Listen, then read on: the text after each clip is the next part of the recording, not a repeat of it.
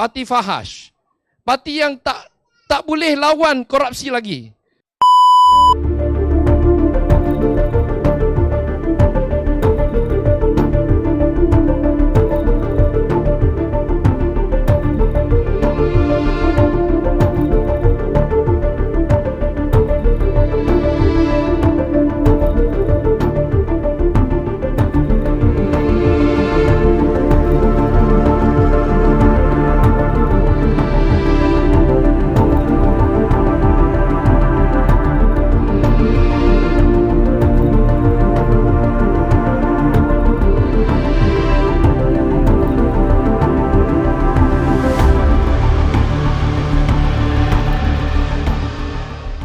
Yang dibangkitkan soal Farhaj itu sudah kalau ada laporan itu wajib disiasat.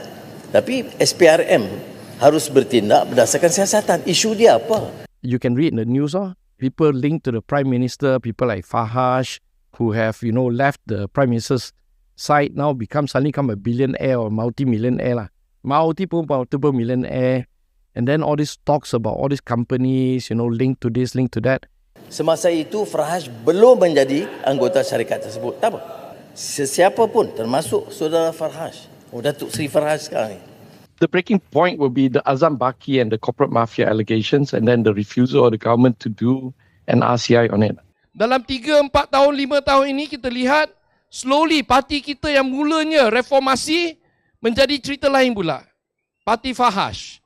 Parti yang tak boleh lawan korupsi lagi. Parti yang tak berani untuk buat RCI untuk Azam Baki dan juga corporate mafia.